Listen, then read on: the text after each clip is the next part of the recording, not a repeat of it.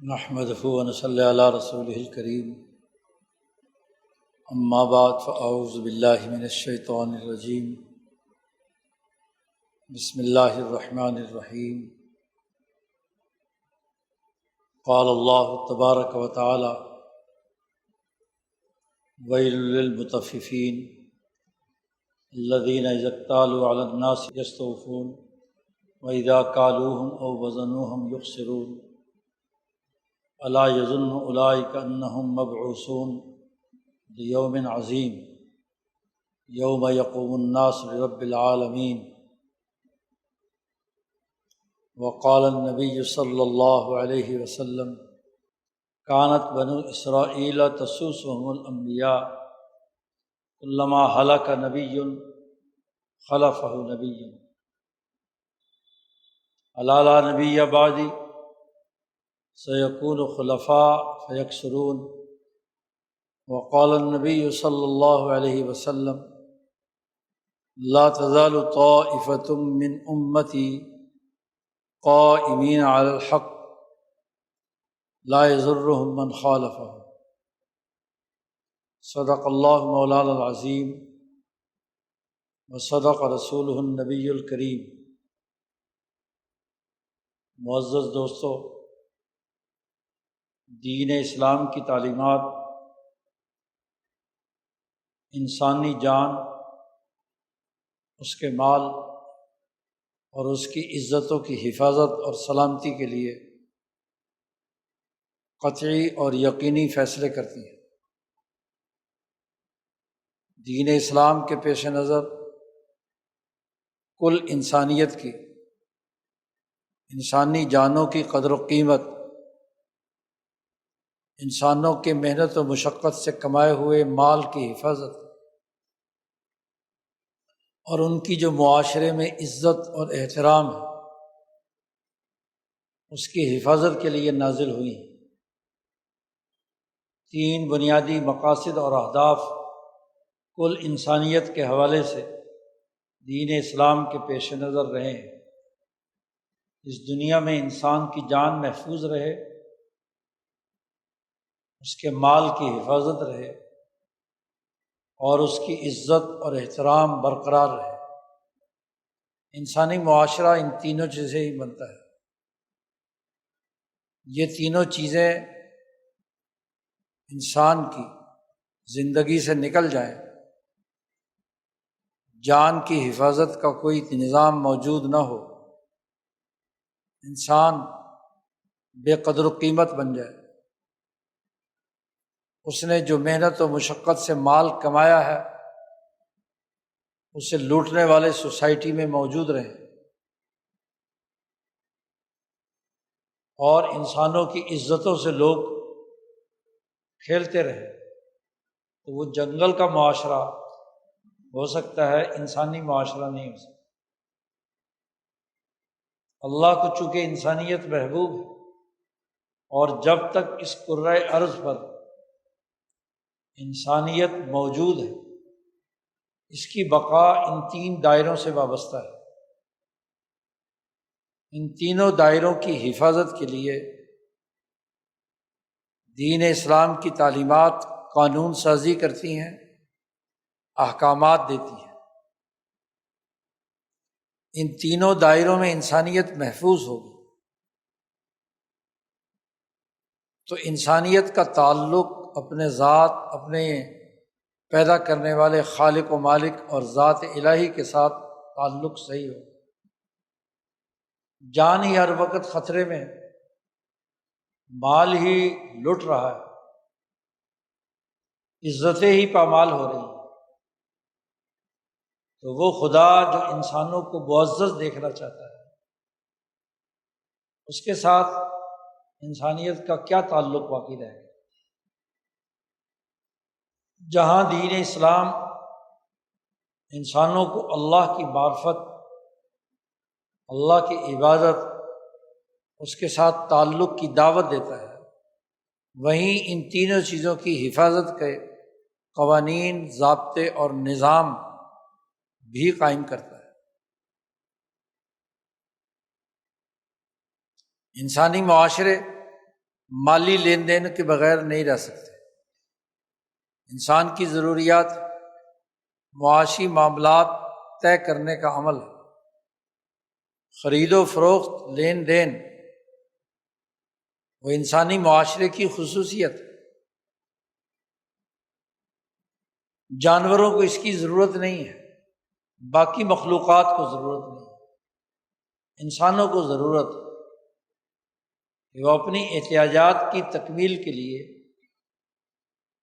ایک دوسرے کی محنت اور مشقت سے کمائے ہوئے مال کو باقاعدہ ایک تجارت، خرید و فروخت کے ایک قانون کے تحت، جس میں کسی کی محنت پر کوئی ڈاکہ نہ پڑے، ایسا تجارتی نظام وجود میں لایا جانا ضروری ہے۔ انبیاء علیہ السلام آ کر یہی کام کرتے ہیں کہ جب بھی انسانی معاشرے میں مالی لین دین کے اندر خرابی پیدا ہوتی ہے، خواہ وہ سود کی شکل میں ہو، جوئے اور سٹے بازی کی شکل میں ہو، یا ایک دوسرے کے حقوق چھیننے سے متعلق، انبیاء علیہ السلام نے انہیں روکنے اور اس کی جگہ پر ایک صاف شفاف نظام قائم کرنے کی جدوجہد کی۔ شعیب علیہ السلام کا واقعہ قرآن حکیم نے تفصیل سے بیان کیا ہے۔ وہاں بھی جو تجارتی منڈی، خاص طور پر بحرین کے کنارے، جو دنیا بھر کی معیشت کے لین دین کا مرکز تھا، عموماً بندرگاہیں تجارت اور لین دین کا مرکز ہوتی ہے، وہاں جب انہوں نے ناپ تول میں کمی شروع کی، ایک دوسرے کے حقوق پر ڈاکہ ڈالا، تو حضرت شعیب علیہ السلام نے اس کے خلاف آواز اٹھائی اور اپنی طاقت کے بقدر اس کی درستگی کے لیے جدوجہد اور کوشش کی۔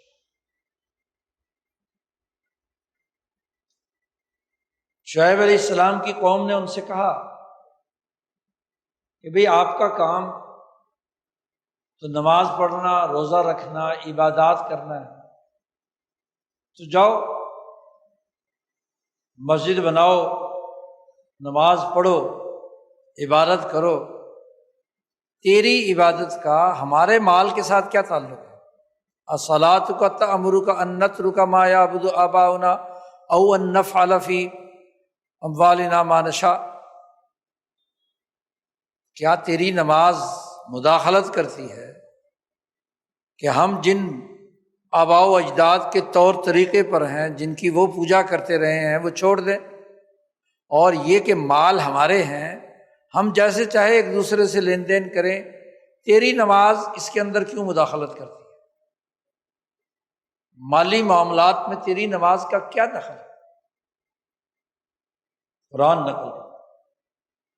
لیکن شعیب علیہ السلام نے واضح طور پر یہ کہہ دیا، ان ارید الا الاصلاح ما استطعت، جتنی میرے اندر طاقت اور قوت ہے میں نے تو اسے درست کر کے چھوڑنا ہے۔ یہ نہیں کہ مذہب اور دین، نماز پڑھنے کی تو بات کرے اور مالی معاملات کے اندر جو چاہے مرضی کرتے رہیں، ایسا نہیں ہو سکتا۔ تم مالی لین دین میں، ناپ تول میں کمی کرتے ہو۔ حکم دیا شعیب علیہ السلام نے، اوفوا الکیل والمیزان، پیمائش بھی پوری ہونی چاہیے، اور جو چیز وزنی فروخت کی جاتی ہیں وہ بھی صحیح اور ٹھیک وزن کے ساتھ لین دین ہونا چاہیے۔ لوگوں کے مالوں میں کوئی کمی مت کرو، زیادتی مت کرو۔ مالی معاملات میں نبی کا کام مداخلت کرنا ہے۔ جو مالی ٹرانزیکشن ہو رہی ہے، مالی لین دین ہو رہا ہے، اس کے بارے میں یہ فیصلہ کرنا کہ یہ انسانیت کے لیے مفید ہے یا نہیں۔ یہ نہیں دیکھا جائے گا کہ مالدار طبقے اور مفاد پرست لوگ، ان کی طبیعت اس کی طرف مائل ہیں، اور غریب اور کمزور لوگوں نے اسے قبول کر لیا ہے، جیسے چاہے مرضی کرتے رہے۔ ایسا نہیں ہو۔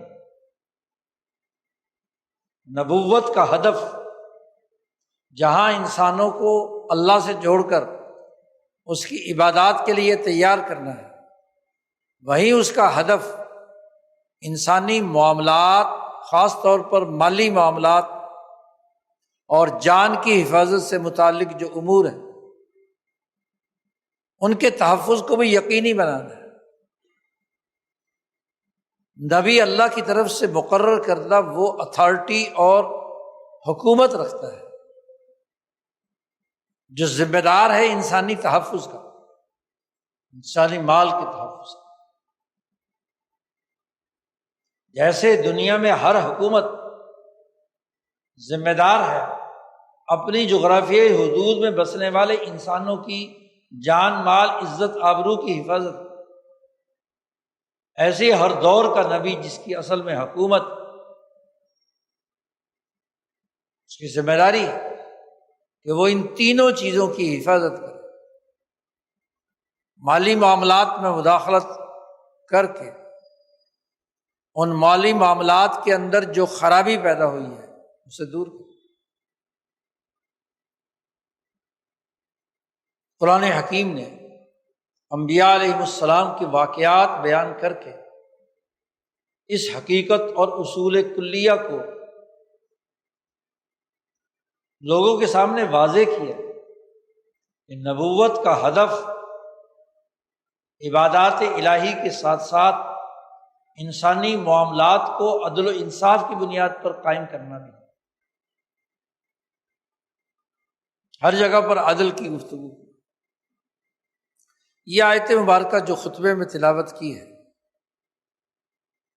یہ مدینہ منورہ میں نازل ہونے والی سب سے پہلی سورت ہے۔ اس کی ابتدائی آیات سورۃ المطففین۔ نبی اکرم صلی اللہ علیہ وسلم مکہ مکرمہ سے ہجرت کر کے مدینہ منورہ پہنچے۔ مکہ ایک شہر تھا، 300 سال کا ایک حکومت رکھنے والا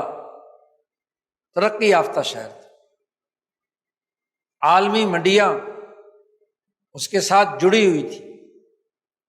یمن کی منڈی، اسی طرح شام کی منڈی، اور پھر ان منڈیوں کے ساتھ ہندوستان کی منڈی اور ادھر رومت الکبریٰ کی منڈی، یورپ کی منڈی، وہ شام اور یمن کے ساتھ جڑی ہوئی تھی۔ ہندوستان کا مال یمن جاتا تھا،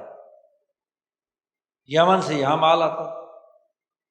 پھر یمن کا مال مکہ جاتا تھا، اور مکہ سے شام، اور شام سے یورپ اور افریقہ، ایسے ہی وہاں کا مال شام اور پھر مکہ اور پھر یمن اور پھر ہندوستان، ایک تجارتی روٹ ہے۔ 300 سال کی حکومت میں ضابطے ایک درجے میں بنانے کی کوشش کی گئی تھی، گو اس پر عمل نہیں کرتا تھا مالدار طبقہ، حکمران طبقہ۔ مکے والے تبادلہ اشیاء میں چیزوں کا لین دین وزن کی بنیاد پر کرتے تھے، تولنے کا، کیونکہ ان کے ہاں مال باہر سے آتا تھا، اپنی تو کوئی ان کے یہاں پیدائش نہیں تھی، اور زرعی اشیاء خاص طور پر جو خراب ہو جانے والی لمبی مدت نہیں ٹھہرتی، ان کی خرید و فروخت مکہ میں نہیں تھی۔ چیزیں وزنی طور پر خرید و فروخت کی جاتی تھی، اور مدینہ منورہ جو یثرب تھا، آپ صلی اللہ علیہ وسلم کے وہاں جانے سے پہلے ایک گاؤں تھا، ایک پسماندہ گاؤں، وباؤں کا مرکز، ٹوٹی پھوٹی زراعت، شہری زندگی سے کوئی گہرا تعلق مدینے کا نہیں تھا، نہ عالمی چوراہے پر اس وقت خرید و فروخت اور لین دین کے تاجروں کی منڈی تھی مدینہ یا صرف وہاں جو پیداوار زیادہ تر ہوتی تھی، کیونکہ وہ شہروں سے کٹا ہوا تھا، صرف زرعی پیداوار تھی، کھجور، پھل فروٹ، وہ کھانے پینے کی چیزیں یہ ان کے ہاں ہوتی تھی۔ اور ان کے لین دین کا جو بنیادی پیمانہ تھا وہ کیل تھا، پیمائش کا ایک برتن، سا، مد وغیرہ وغیرہ، لکڑی کا ایک پیمانہ بنایا جاتا تھا، اسی پیمانے کے مطابق کھجور لے دی جاتی تھی۔ کیل یعنی ماپ کر چیزیں دینا اور لینا، یہ مدینے کا رواج تھا، اور پورے جزیرۃ العرب میں مدینے کے لوگ اس حوالے سے بدنام تھے۔ مفسرین نے لفظ لکھا ہے اخبث الناس، لوگوں میں سب سے زیادہ خبیث تھے مال کے لین دین کے اندر، کیل پیمائش کے اندر، جس کی تعریف آگے قرآن نے کی، جس کا معنی بیان کیا مطفف۔ ان کے لیے یہ آیت سب سے پہلے نازل ہوئی، ویل للمطففین، ہلاکت ہے مطففین کے لیے، تطفیف کرنے والوں کے لیے ہلاکت ہے۔ خود مطفف کیا ہے، خود قرآن نے اگلی آیات میں اس کی تعریف کر دی کہ جب لوگوں سے چیز وصول کرنی ہوتی ہے، طاقتور طبقہ سردار یہ کرتے ہیں کہ پورا پورا وصول کرتے ہیں، بلکہ کچھ زائد ہی وصول کر لیتے ہیں۔ لوگوں سے جب وصول کرنا ہوتا ہے تو یستوفون، پوری پوری اپنا حق وصول کرتے ہیں، لیکن جب انہیں دینا ہوتا ہے تو اس پیمانے میں ایسی ڈنڈی مارتے تھے کہ یخسرون، کالوہم یخسرون، وزن کرتے تھے تو اس میں کمی، اور جب پیمائش کر کے دیتے تھے تو اس میں دوسرے کو خسارہ ہوتا۔ خود قرآن نے اس کی اصطلاحی تعریف کر دی، مطفف کون ہوتا ہے، کہ لین دین میں طاقتور طبقے خود تو پورا پورا وصول کریں، غریب آدمی، کمزور آدمی دوسرے آدمی کو جانے نہ لے، اور جب خود دینا ہو تو اس کے اندر کیا ہے، کمی کر دیں، پیمانہ خراب کر دیں۔ تطفیف، تفف مادہ، یہ قلت پر دلالت کرتا ہے، قلیل یعنی کٹوتی کرتے تھے، تھوڑی تھوڑی سی چیزیں ہیں، یعنی حقیر بات۔ صاحب وقار اور عزت والا آدمی یہ حرکت نہیں کرتا، کٹوتی کرتے تھوڑی تھوڑی، جیسے چوہے کترتے ہیں، بڑا بلنڈر تو نہیں کر سکتے، ظاہر ہے کہ وہ بھی خریدنے والا بھی پاس میں کھڑا ہے، تو ایسی خفیہ طور پر تخفیف کر دینا کہ جس سے دوسرے کا مال کم ہو جائے۔ مثلاً وہ سا کا جو پیمانہ ہوتا تھا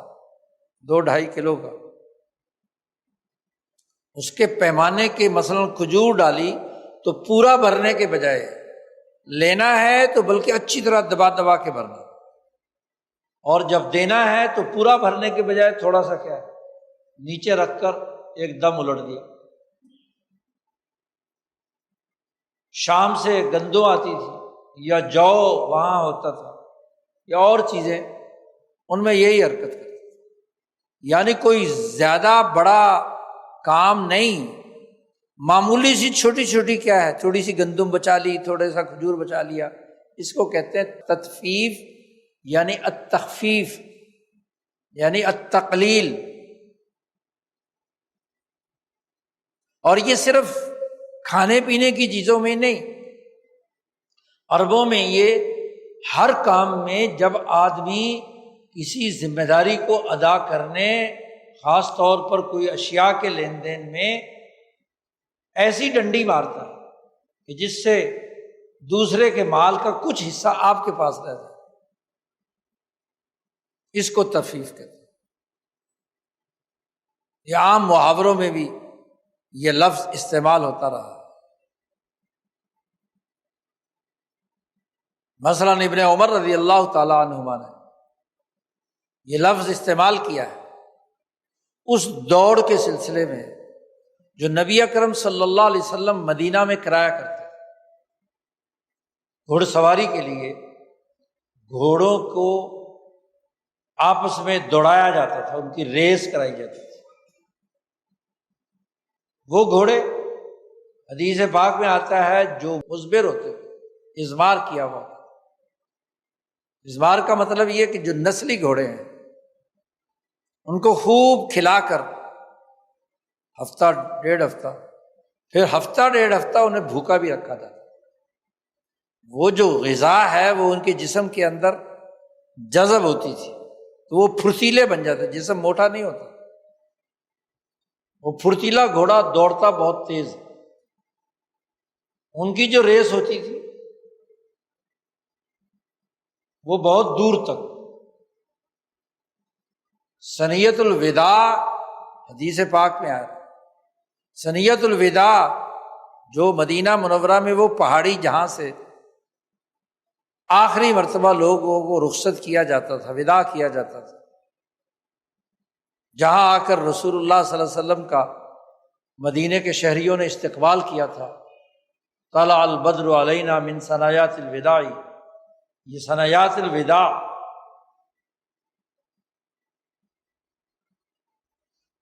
مختلف مقامات کے تحت حضور صلی اللہ علیہ وسلم نے گھوڑوں کی دوڑ کروائی کہ کون کتنا آگے جا سکتا ہے۔ جو مزمر گھوڑے تھے ان کی دوڑ 15-20 میل کی تھی، اور جو غیر مزمر موٹے گھوڑے تھے ابھی ان کو کیا ہے، ازمار نہیں کیا گیا، پھرتیلے نہیں، شریرا بدن نہیں ہے، ان کی سنیت الوداع سے مسجد بنی زریق 4-5 میل کی، 6 میل کی۔ تو وہاں ابن عمر کہتے ہیں میں اس ریس کے اندر شریک تھا، اور مسجد بنی زریق کے قریب آ کر میرا گھوڑا تف الفرس عند مسجد بنی زریق، وہاں تفا کا لفظ استعمال کیا، تھوڑا سا پیچھے رہ گیا۔ تو یہ ہر اس کام میں جہاں دو فریق یکساں حیثیت رکھتے ہیں اور وہاں کوئی معمولی سا کمی زیادتی کا عمل ہو جائے تو اس کے لیے لفظ تخفیف استعمال کیا جاتا ہے۔ مالی لین دین اور اس کے علاوہ بھی انسانوں کے درمیان جو مالی حقوق ہیں وہ برابر حیثیت کے ہیں، ان میں کمی زیادتی نہیں ہو سکتی۔ تو یہ مدینہ والے آپ صلی اللہ علیہ وسلم کی آمد سے پہلے اس تطفیف کے مرض میں مبتلا تھے، تو اللہ نے ان کو وارننگ دی۔ پہلی صورت ہی مدینہ والوں کو اللہ نے ان کے سرمایہ دار طبقے، ان کے منافقین مالدار طبقے، یہودی خصلت لوگ، ان کو سب سے پہلے ڈرایا ویل، ویل جہنم کی وہ وادی ہے جو انسانیت کے لیے ہلاکت خیز ہے، جس میں جب انسان گرنا شروع ہوتا ہے تو گرتا ہی چلا جائے گا، بلندی سے نیچے جہنم کی آگ کے اندر گرنا، مسلسل گرتے رہنا، یہ ویل ہلاکت، ہلاکت ہے ان لوگوں کے لیے جو یہ چھوٹے چھوٹا مالی لین دین کے اندر تقلیل و تخفیف کرتے ہیں، دوسرے کا مال لوٹتے ہیں۔ بظاہر بے ہے، بظاہر لین دین ہے، لیکن اسی کے اندر ڈنڈی مار کے، جیسے چوہا چیزوں کو کترتا ہے، جو کتر تھے وہ مطفف، جو لوگوں سے وصول کرنا ہو تو پورا وصول کرتے ہیں۔ الذین یکتالوا علی الناس، لوگوں پر کوئی چیز ہے اور ان سے وصول کرنی ہے تو یستوفوا، پورا پورا وصول، اور جب خود دینا پڑے کالوہم او وزنوہم یخسرون، کمی کر دیتے ہیں، دوسرے فریق کو خسارے میں مبتلا کر دیتے ہیں، اس کے لیے گھاٹا بنا دیتے ہیں، کہیں گے جو خسارہ ہو گیا، لین دین میں خسارہ ہو گیا، یخسرون۔ قرآن نے کہا الا یظن اولئک انہم مبعوثون، مفسرین نے کہا الا یظن یعنی الا یستیقن، کیا ان کو یہ یقین نہیں ہے اولئک انہم مبعوثون، یہ اٹھائے جائیں گے ایک دن مرنے کے بعد، لیوم عظیم، ایک بڑے دن میں، وہاں حساب کتاب ہوگا، یوم یقوم الناس لرب العالمین، جب تمام انسان رب العالمین کے سامنے کھڑے ہوں گے، کیا ان کو اس بات کا یقین نہیں ہے؟ ان کے خیال میں یہ بات نہیں آتی؟ یہ کیوں یہ حرکت کرتے ہیں؟ ان کے لیے تو سخت ترین ہلاکت۔ جیسے یہ آیات نازل ہوئی تو مدینے کا یہ جو رواج تھا، یہودی لیڈر تھے وہاں کے مذہبی بنیادوں پر، انہی کا سکھایا ہوا یہ طریقہ تھا۔ یہودیوں کے مالی لین دین سے مدینے والے متاثر تھے، اوس و خزرج جو یوں تو مشرک قبائل تھے، لیکن جب سے یہودی یہاں آئے تھے تو وہ اس طرح کے ہیلے بہانے کر کے طور طریقے نکالتے تھے، دوسرے کے مال پر نظر رکھتے ہوئے اس میں خسارہ پیدا کرنے کے، بظاہر بے کی بے رہے اور اندر ہی اندر کیا ہے، دوسرے فریق کو ڈز لگ جائے، کہیں جی وہ خسارہ ہو گیا، نقصان ہو گیا۔ یہ حربے انہوں نے اختیار کی۔ اگر جب یہ آیات نازل ہوئیں تو پورے جزیرۃ العرب میں سب سے بہترین لین دین اور کیل وہ مدینے والوں کا ہو گیا۔ مفسرین نے لکھا ہے کہ جب تک مسلمانوں کا غلبہ رہا، حکومتیں رہیں، مدینے کے لوگوں کا لین دین کبھی خراب نہیں ہوا، وہ ڈنڈیاں نہیں مارتے۔ یہ آیت ہر مدینہ والے کے دماغ کے اندر پیوست ہو کر رہ گئی کہ ہمیں یہاں تھوڑا سا کتر بھی لیں گے، کچھ کھجوریں بچا لیں گے، کچھ مال محفوظ کر لیں گے، یا اسی طریقے سے جو سونے چاندی کا تبادلہ وغیرہ ہوتا تھا، اشیاء کا تبادلہ ہوتا تھا، اس میں اگر کچھ بچا بھی لیں گے تو قیامت کے دن لیوم عظیم، بڑا عظیم دن جہاں ہمیں اٹھایا جائے گا اور رب العالمین کے سامنے ہمیں اس چھوٹے سے کانٹ چھانٹ کا بھی بدلہ دینا پڑے گا۔ تو مدینے کے بارے میں نبی اکرم صلی اللہ علیہ وسلم نے ایسا سسٹم بنا دیا کہ یہودیوں کو بھی یہ مجال نہیں ہوتی تھی کہ وہ تفسیر کر سکے، سسٹم بن گیا، پورا تول پورا نام، مالی معاملات کی حفاظت کا پورا نظام رسول اللہ صلی اللہ علیہ وسلم نے ان آیات کی روشنی میں مدینہ منورہ میں قائم کر دیا۔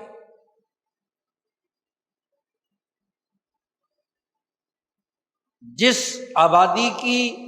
بنیادی خصوصیت ہی بدنامی کے اعتبار سے پورے جزیرۃ العرب کیا بلکہ پوری دنیا میں، جس کو مفسرین کہتے ہیں اخبث الناس ہے، المدینہ اخبث الناس، کہ وہ کیل اور لین دین میں سب سے خبیث ترین لوگ تھے، وہی لوگ سب سے زیادہ کیا ہے، اشرف الناس بن گئے، معزز بن گئے، لین دین کے اندر اعلیٰ ترین درجے میں سب سے زیادہ ترقی یافتہ۔ یہ مدینے کی مارکیٹ کو درست کرنے کا نتیجہ یہ ہوا کہ وہ جو عالمی منڈی مکہ میں لگتی تھی، سوق اوقاز وغیرہ، وہ سب کی سب شفٹنگ ہو گئی رسول اللہ صلی اللہ علیہ وسلم کے زمانے میں مدینہ منورہ۔ اب مال یمن سے بھی مدینہ اور شام سے بھی مدینہ۔ مارکیٹ ترقی کرتی ہے لین دین میں صاف شفاف معاملات سے۔ جس مارکیٹ میں لٹیرے موجود ہو تو وہ کبھی ترقی نہیں کر سکتے۔ عارضی طور پر اس کے لٹیرے لوگ مفادات اٹھا سکتے ہیں لیکن نہیں۔ حضرت عبداللہ ابن عباس رضی اللہ تعالیٰ عنہما نے نبی اکرم صلی اللہ علیہ وسلم کی یہ حدیث بھی نقل فرمائی ہے کہ خمس بخمس، 5 چیزیں ایسی ہیں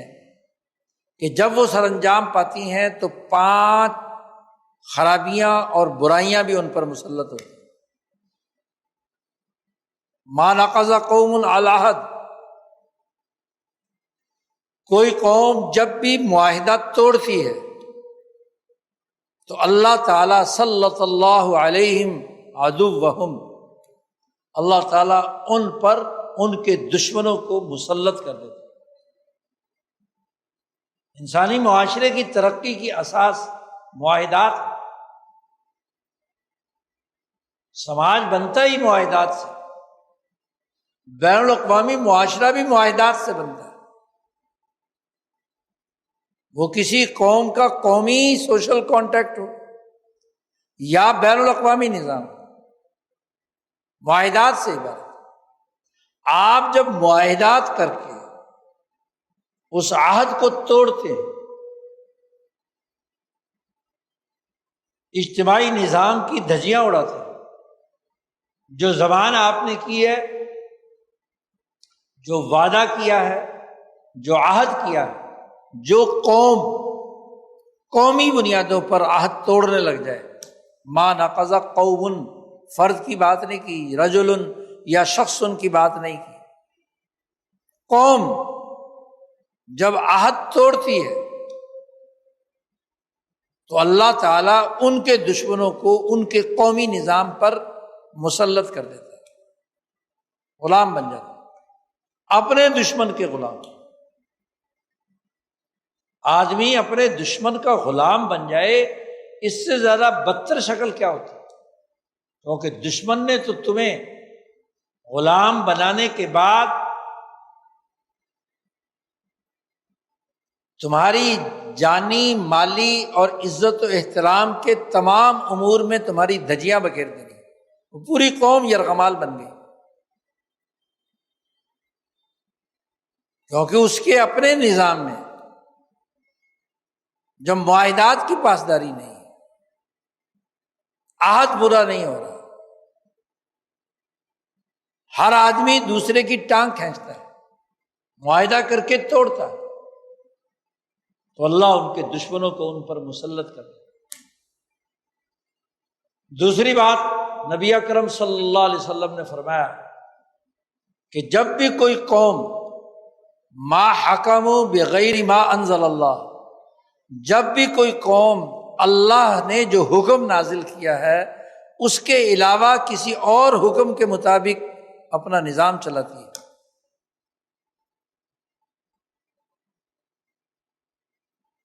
جب بھی ایسا ہوتا ہے تو اللہ تبارک و تعالی ان کے اوپر فقر، غربت نازل کرتا ہے، ان کے اوپر فقر آ جاتا ہے، غربت پیدا ہو جاتی ہے، کیونکہ اللہ کے احکامات انسان کو، انسانی معاشرے کو، ہر فرد کی عزت اور احترام کی برقرار رکھنے پر اللہ کے احکامات نازل ہوئے ہیں، اور جب انہیں چھوڑ دیا جاتا ہے تو پھر قانون شکنی کے نتیجے میں بھوک، غربت، محتاجگی ان پر قائم ہوتی ہے۔ تیسری بات ارشاد فرمائی نبی اکرم صلی اللہ علیہ وسلم کہ جب بھی کسی قوم میں ان کے اندر کوئی گناہ، فاحشہ کام، جرائم جب بھی ظاہر ہوتے ہیں، جب بھی ان پر ظاہر ہوتے ہیں، تو ان کے اوپر اللہ ان گناہوں کے نتیجے میں عذاب مسلط کرتا ہے۔ عذاب مسلط کرتا ہے کیونکہ گناہ، انسانی جرائم، ان کا بھی تو ایک بدلہ ہے جو ان پر نازل ہوتا ہے۔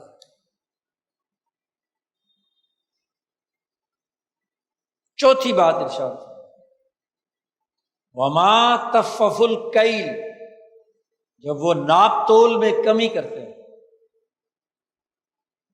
تطفیف کرتے ہیں، تو اللہ پاک ان پر خسارہ نازل کرتا ہے، خسارہ آ جاتا ہے، ان کا بجٹ خسارے کا، ان کے کام خسارے کے۔ فرمایا کہ منعوا النبات، وہاں فصلیں نہیں اگتی، وَأُخِذُوا بِالسِّنِينَ، اور وہ پکڑ لیے جاتے ہیں قحط میں، قحط نازل ہوتا ہے، زرعی ملک ہوتا ہے اور وہاں فصلیں نہیں ہوتی جی، وہاں قحط کی صورتحال ہوتی ہے، باہر سے مال منگانا پڑتا ہے، غربت و افلاس مسلط ہو جاتا ہے،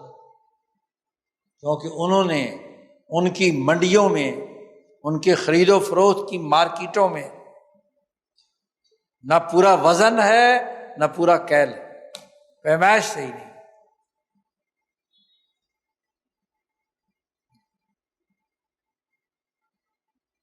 پانچویں چیز فرمائی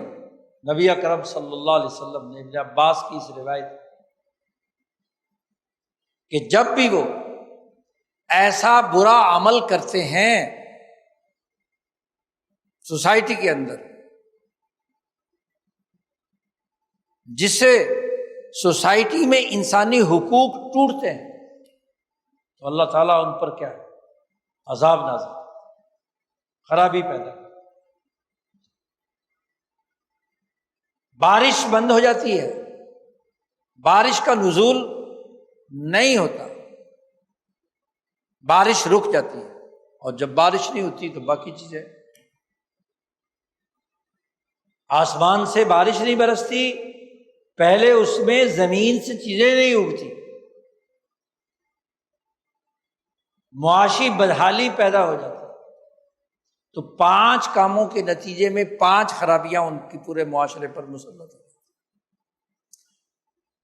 تطفیف، زراعت کو نگل جاتی ہے، نباتات اور فصلیں اگنے کا عمل رک کر زمین اجاڑ اور بنجر بن جاتی ہے۔ اس آیت کی تفسیر میں مفسرین نے یہ حدیث نقل کر کے بتلایا کہ ان تمام معاملات میں کہیں نہ کہیں کسی نہ کسی درجے میں تطفیف کا عمل موجود ہے، دوسرے فریق کی وہ بنیادی خرابی کہ دوسرے فریق کے مال کو لوٹنے کا، اس کو خسارے میں مبتلا کرنے کا، اس کو نقصان پہنچانے کا طریقہ ریاستوں، حکومتوں اور قوموں میں وجود میں آ جاتا ہے۔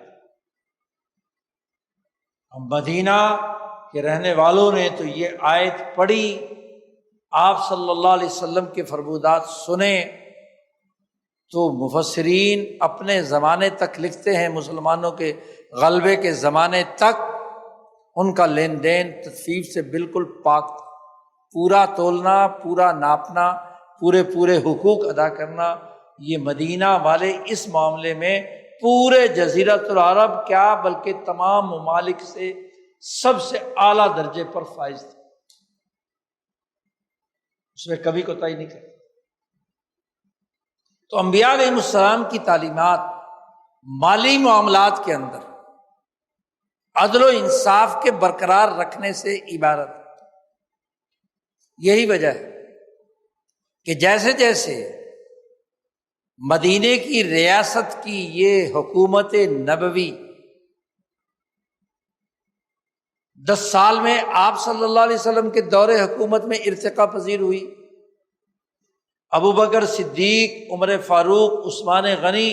اور علی المرتضیٰ کے 40 سالہ دور میں جیسے جیسے آگے بڑھی،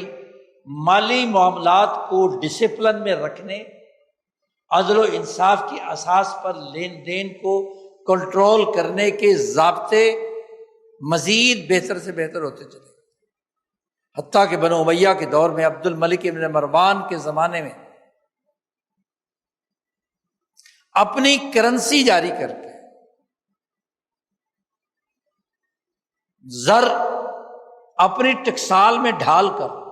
اس کے معیارات طے کر کے دنیا کے عالمی نظام میں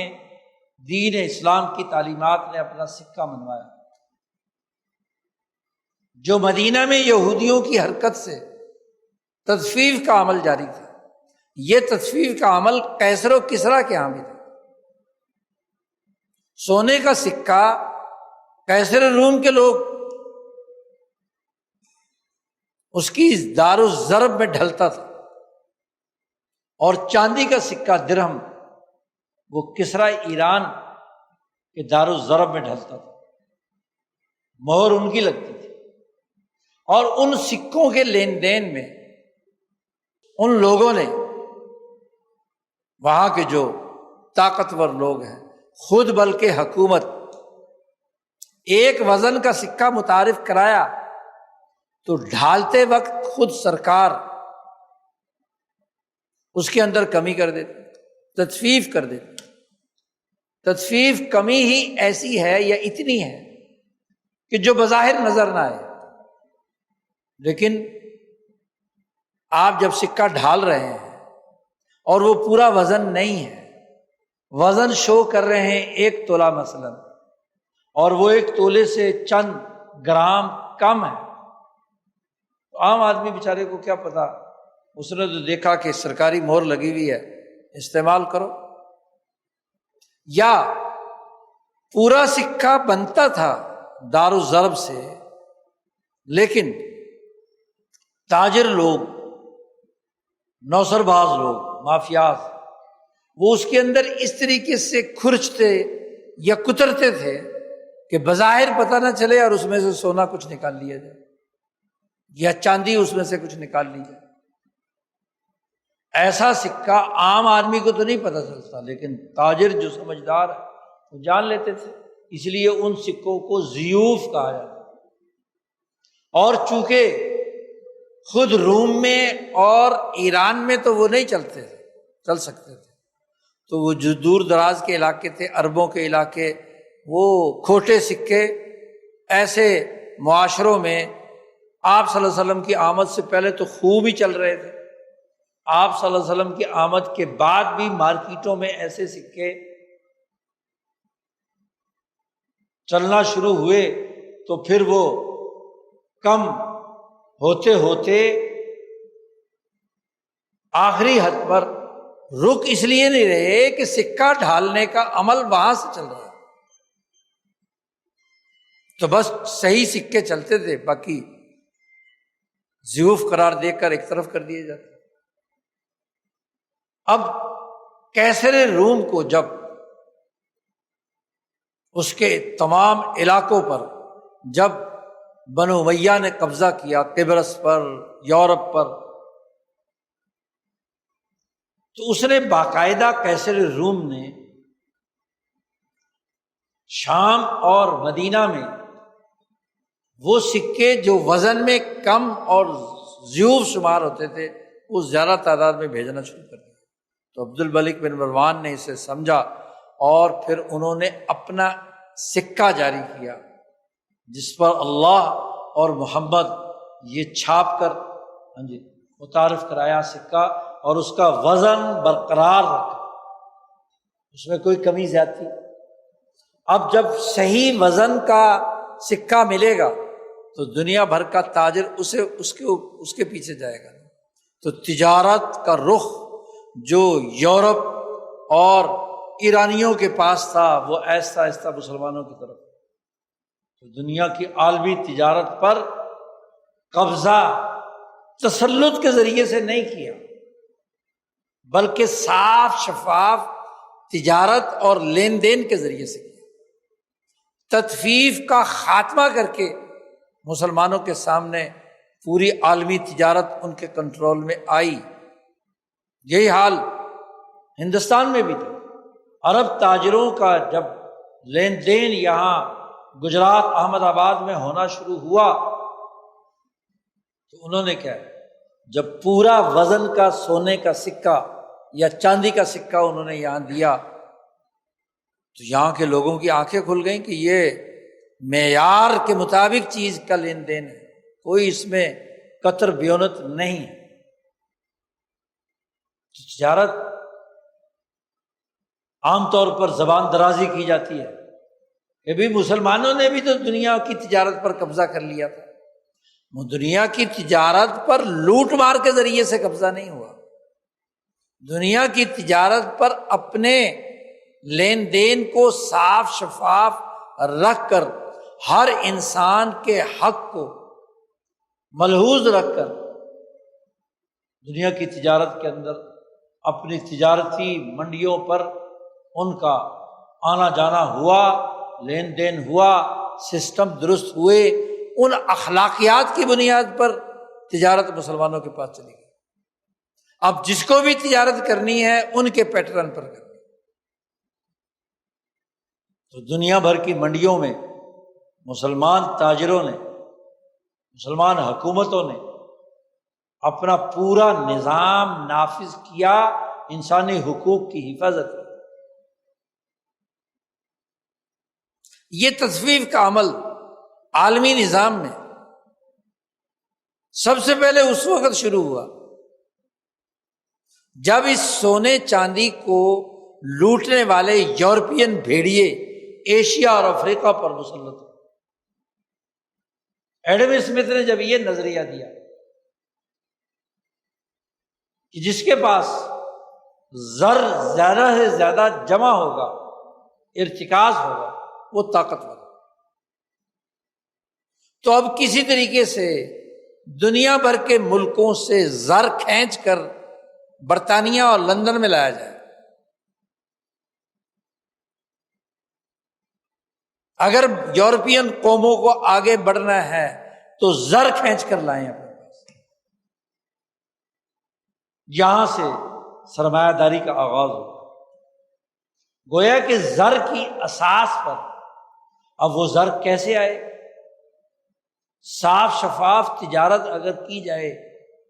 تو صاف شفاف تجارت تو ایسٹ انڈیا کمپنی نے 1600 سے لے کر 1700 کے شروع تک 100 سال کی، اور اس کے نتیجے میں اس تجارت کا سب سے بڑا فائدہ ہندوستان کو، کیونکہ صاف شفاف معاہدات، صاف شفاف لین دین۔ برطانوی دارالعوام میں یہ بحث ہوئی، دارالعمراء میں بحث ہوئی کہ 100 سال ہو گئے ایسٹ انڈیا کمپنی کو ہندوستان سے کاروبار کرتے ہوئے، ذرا اس کی بیلنس شیٹ تو دکھاؤ۔ اور جب وہاں پیش کی گئی تو پتہ چلا کہ ہندوستان کو اس تجارت سے زیادہ فائدہ ہوا ہے اور برطانیہ جو ہے اس کو نقصان ہوا۔ تجارتی شیٹ برابر نہیں ہے، تو انہوں نے ارادہ کیا کہ اس تجارتی کمپنی پر پابندی لگنی چاہیے، یہ ملک اور قوم کا نقصان کرنے کے لیے بنائی گئی ہے یا یہاں ترقی دینے کے لیے بنائی گئی۔ اب آپ دیکھیے 18ویں صدی میں اسی کمپنی نے صاف شفاف تجارت سے تو کام نہیں ہوا، فوج بنا کر دھونس دھاندلی سے اس خطے پر جبر سے، لوٹ مار سے لوٹ کا لفظ تبھی انگریزی ڈکشنری میں آیا، تو سنسکرت کا لفظ، ہندی کا لفظ، تو لوٹ مار کر کے دولت یہاں سے نچوڑ کر یورپ پہنچائی گئی۔ بظاہر تجارت ہے، لیکن اس میں تطفیف کے نام پر ایسا گھپلا ہے جس کی تاریخ انسانی میں مثال نہیں ہے۔ سب سے بڑا کام تطفیف کا، زر کو دنیا بھر سے لوٹ کر یورپ پہنچانے کا عمل، خواہ وہ امریکہ کی دولت ہو یا ہندوستان کی دولت ہو، ان کی منڈیوں پر قبضہ کرنا، ان کے وسائل پر قبضہ کرنا، خسارے میں مبتلا کر کے قوموں کو نقصان میں مبتلا۔ جو معیشت دنیا کی کل دولت کی 25% مالک تھی ہندوستان کی، وہ 200 سال میں کنگال ہو کر مقروض بن گئی، خسارے میں آ گئی۔ ہندوستان پاکستان آزاد ہوئے تو ان پر قرضہ ہے، وہ خسارے کی ریاستیں ہیں، مقروض ریاستیں ہیں، یخسرون۔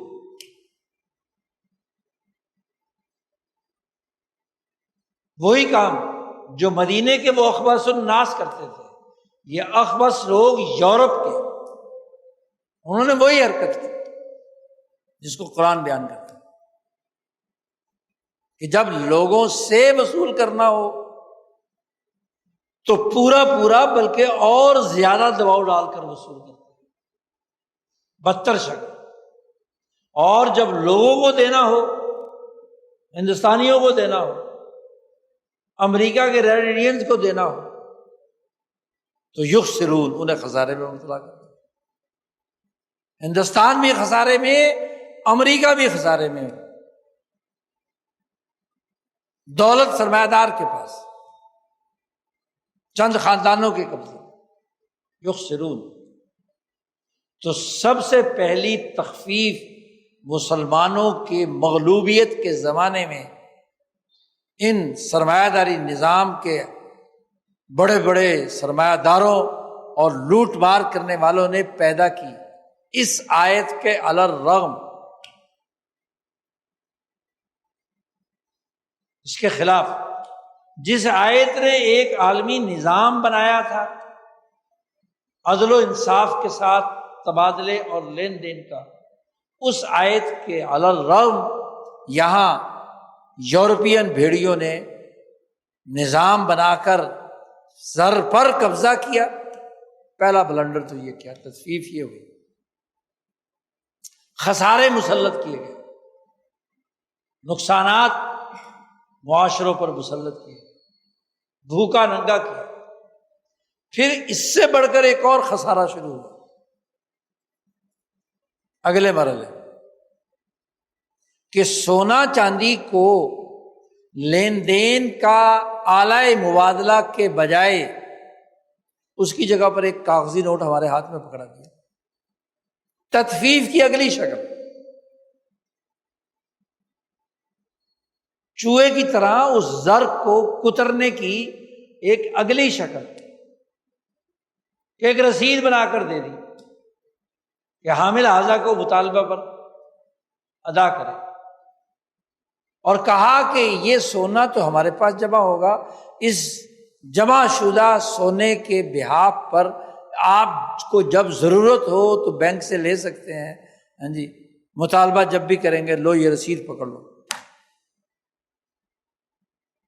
شروع میں وہ روپیہ یا کاغذ کی رسید اتنے ہی سونے کی تھی جتنا سونا آپ نے جمع کرایا یا کسی ریاست کے پاس موجود تھا، اور جب وہ چل نکلی رسید کہ مہر لگا دی حکومت نے، اب یہ نوٹ چلے گا اعتماد کی بنیاد پر، تو یہ قانون منظور کر لیا کہ جتنے اثاثے ہیں اس میں کتنی کمی کر کے ہم زیادہ سے زیادہ نوٹ چھاپ سکتے۔ 16 آنے کا روپیہ تھا، 16 آنے سونا آپ کے پاس موجود ہوتا تھا،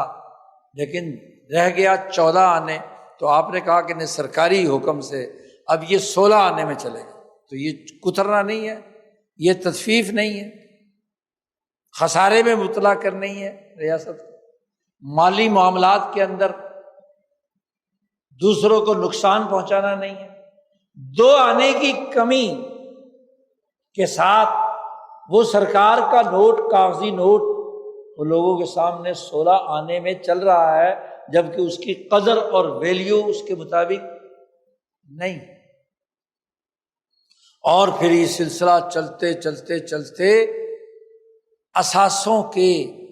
70% سے زائد تک کے نوٹ چھاپنے کی اجازت دے دی گئی۔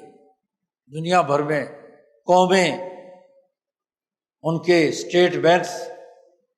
ان کا پورا بینکنگ سیکٹر اس کو اجازت دے دی۔ مثلاً اسٹیٹ بینک آف پاکستان میں جتنے آپ کے پاس اثاثے ہیں اس کے بالمقابل صرف 30% ہی صرف چھاپ سکتے تھے، لیکن آپ 70% تک نوٹ،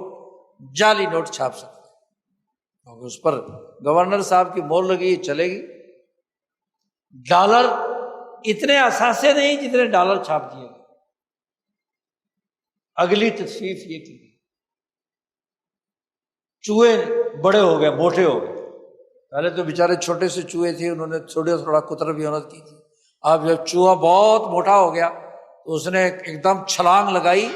اور اس زر کو کھانا شروع کر دیا، اور اس کی جگہ پر وہ کاغذی رسید آپ کو پکڑا دی جسے زر اعتباری بنایا گیا، تو تخفیف کر دی، قطر بیونت کر دی کہ جب خود وصول کرنا اور طریقے سے، اور جب دینا تو اور طریقے سے۔ ریاستوں نے کیا جعلی اثاثے شو کرنے شروع کر دیے۔ امریکہ سے پوچھا، روس نے، چین نے، 50 کی دہائی میں کہ بتاؤ، دکھاؤ اثاثے ڈالر کے جتنے تم چھاپ رہے ہو، آئیں بائیں شائیں۔ آج 80 سال ہو گئے، کوئی جواب نہیں ہے۔ اور اس سے اگلا تخفیف کا عمل وہ ہے جب 1970 میں نکسن نے، امریکی صدر نے اعلان کر دیا کہ بھئی ڈالر کے پیچھے اثاثے کا لنک نہیں ہے، ڈی لنک کر دیا۔ کرنسی کاغذ کی اس کے پیچھے اثاثے کا مطالبہ نہیں آپ کر سکتے، نہیں پوچھ سکتے کہ اس کے پیچھے کتنے اثاثے ہیں ہمارے پاس۔ جب اثاثوں سے کاغذ کی رسید کو علیحدہ کر دیا تو جتنے مرضی نوٹ چھاپ لو۔ آج حالت یہ ہے کہ دنیا میں کل انسانوں، ممالک کا قرضہ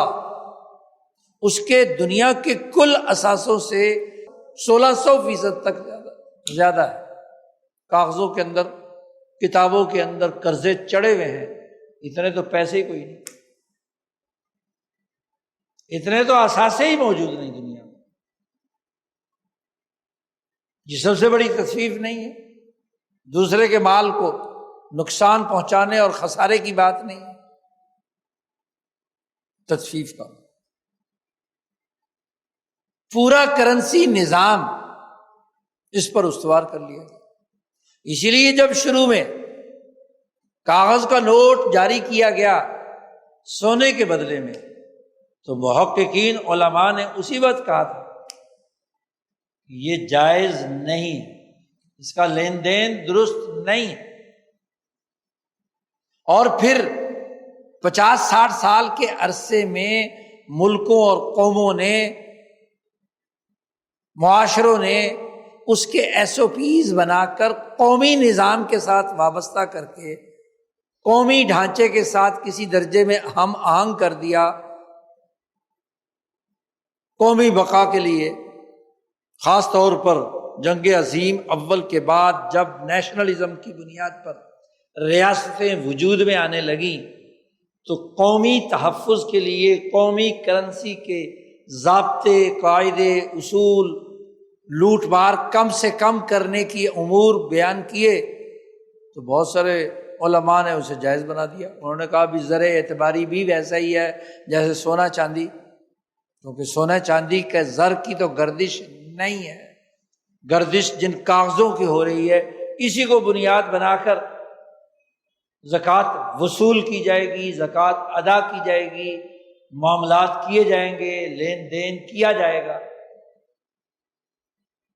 اب ان علماء کو کیا پتہ تھا کہ بھائی آج ہم اس اعتباری زر کو حقیقی زر مان رہے ہیں، آئندہ چل کر اس کے کیا اثرات مرتب ہو، کہ جب اثاثہ ہی پیچھے نہیں ہے، اس کے پیچھے کوئی طاقت نہیں ہے، اس کی کوئی ویلیو نہیں ہے، اور وہ خالی کاغذ پرنٹ کر کے امریکی صدر کی تصویر چھاپ کر، جناح صاحب کی تصویر چھاپ کر، گاندھی جی کی تصویر چھاپ کر، ایرانی کوئی تصویر چھاپ کر، سعودی عرب کی کوئی تصویر چھاپ کر لوگوں کے ہاتھ میں پکڑا دی، اس رسید کی کیا ویلیو؟ اور پھر عالمی مافیا نے اگلا تطفیف کا کام یہ کیا کہ دنیا بھر کی کل تجارت جو اشیاء اور اجناس کی ہونی چاہیے تھی وہ صرف 10% رہ گئی، اور 80-90% دنیا کی تجارت وہ کرنسی کا لین دین بن گئی. ایک ہی طرح کا کاغذ چمکدار سا، اس پر سعودی عرب کے بادشاہ کی تصویر چھپی ہوئی ہو، یا جناح صاحب کی تصویر چھپی ہوئی ہو، یا گاندھی جی کی تصویر چھپی ہوئی ہو، یا برطانیہ کے کسی ملک کی ہو، یا امریکہ کی ہو، کیا فرق ہے؟ ریاستوں نے اپنی طاقت کے ساتھ، ان کے گورنر، اسٹیٹ بینک نے ایک رسید جاری کر دی، پیچھے کچھ ہے یا نہیں ہے. جب امریکہ جیسے بڑے ملک نے پیچھے اثاثہ ختم کر دیا تو رسید جتنی مرضی چھاپ لو، اس کے لیے جو چاہے مرضی، کہتے جی قانون کے مطابق چھاپی. قانون کے مطابق ہی تدفیف کرتے تھے مدینہ والے، جو ان کا اپنا گھڑا ہوا تھا، اس کا انسانیت کی ترقی سے تو کوئی تعلق نہیں تھا. تو تم اپنی طرف سے جو چاہے مرضی قانون تو موم کی ناک ہے، جب چاہے بدل لو، جب چاہے جو چاہے بنا لو. تو وہ قانون کے تحت بننے کا عمل تو تطفیف کے تحت سمجھنا، تو یہ اس تطفیف کے عمل کو. پھر جب قومی ریاستوں نے اپنے قومی تحفظ کے زر کو کنٹرول کرنے کے نظام بنا لیے، زرعی پالیسی ہر ملک کے اسٹیٹ بینک اور یا ورلڈ بینک عالمی نظام کے ساتھ اپنے اپنے سسٹم بن گئے، کچھ قاعدے اور ضابطے بن گئے. تو اب قوموں کو بائی پاس کر کے، قوموں کی حکومتوں کو بائی پاس کر کے ایک نیا نظام کرپٹو کرنسی کا وجود میں آ گیا. جی یہ کرپٹو کرنسی کا نظام قوموں کی خود مختاری کو سلب کرنے کے لیے بنایا گیا. جب دنیا کی قومی حکومتیں اس کو قبول کرنے کے لیے ابھی تک تیار نہیں ہیں، اور کہا جاتا ہے کہ یہ چونکہ کوئی بھی حکومت اس کے قانون کے تحت نہیں، یہ ایک آزاد کرنسی ہے، بین الاقوامی کرنسی، دنیا بھر کے ایسے الگوریزم اس میں استعمال کیے گئے ہیں، کوڈز استعمال کیے گئے ہیں، اتنا کچھ اس کو پیچیدہ بنا دیا گیا. خفیہ کوڈز، کس سے خفیہ؟ ریاستوں سے خفیہ، بینکوں سے خفیہ، جو دنیا بھر میں معروف طور طریقے ہیں ان سے خفیہ، اور اتنا پیچیدہ کوڈز اس کے اندر شامل کر دیے گئے کہ نہ ریاستیں اس پر نگرانی کر سکتی ہیں، نہ اقوام کر سکتی ہیں، نہ بینک اس کو دیکھ سکتے ہیں، نہ کچھ. ایک خفیہ کرنسی جس کی عالمی مارکیٹ خود ہی پیدا کرتی. بھائی دنیا میں کوئی کام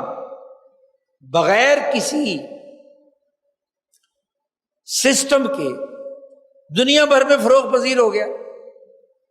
کوئی نہ کوئی تو اس کی ریگولیٹری اتھارٹی ہے نا، اسی کی بنیاد پر اس کے بٹ کوائن اور اس کے باقی چیزیں جو ہیں، جو بھی ڈیجیٹل کرنسی کی کوئی 70-75 اس کے مختلف قسمیں دنیا میں اس وقت آ چکی ہیں، کوئی نہ کوئی تو سسٹم اس کو کنٹرول کر رہا ہے، وہ کون ہے؟ ذرا اس کی نشاندہی کرو، وہ کون ایسی مخفی قانون سے ماورا طاقتیں اور قوتیں ہیں جو کسی بھی ریاست اور حکومت کے ماتحت نہیں ہیں؟ کوئی نہ کوئی تو کنٹرول کر رہا ہے، اور وہ خفیہ طور پر اگر کنٹرول کر رہا ہے تو اس کا عرف سے کیا تعلق؟ وہ مال کیسے بن گیا، اثاثہ کیسے بن گیا؟ آج کاغذی کرنسی کے پیچھے کوئی اثاثہ نہیں ہے تو اس کرپٹو کرنسی کے پیچھے کیا اثاثہ ہے؟ بات اچھی طرح سمجھنی چاہیے، تطفیف کی حقیقت۔ دین اسلام کے سوچ کو اور دنیا بھر میں پیدا ہونے والی تطفیف کے پیچھے بنیادی فرق کیا ہے، یہ سمجھنے کی ضرورت۔ دیکھو، دنیا میں جو چیز بھی وجود میں آتی ہے، نئی چیز نباتات میں ہو، حیوانات میں ہو، انسانوں میں ہو، مالی معاملات میں ہو، لین دین میں ہو، کوئی بھی چیز، اس کی اساسیات دو باتیں ہوتی ہیں۔ امام شاہ ولی اللہ فرماتے ہیں اس کی اساسیات دو باتیں۔ کرۂ ارض پر کوئی تغیر و تبدل ہوا ہے تو ارضی خصوصیات، طبائع ارضیہ، یعنی یہاں کی جو کیمسٹری اور یہاں کی جو طبیعیاتی خواص، ان کی اساس پر ایک چیز وجود میں آتی ہے، اور اسی کے ساتھ ساتھ اس پر فلکیات، علم نجوم کے جو تاثرات جو اس کرۂ ارض کو گھیرے ہوئے ہے، جس نظام شمسی کی گرفت میں یہ ہماری زمین ہے، اس کے فلکیاتی اثرات زمین پر آتے ہیں، تو ان دو کے ملنے سے کسی بھی چیز کے اندر تولیدی خصوصیات پیدا ہوتی ہیں، قوت مولدہ وجود میں آتی ہے، کوئی چیز نئی اس دنیا میں ظہور پذیر کرتی ہے۔ دو اثرات،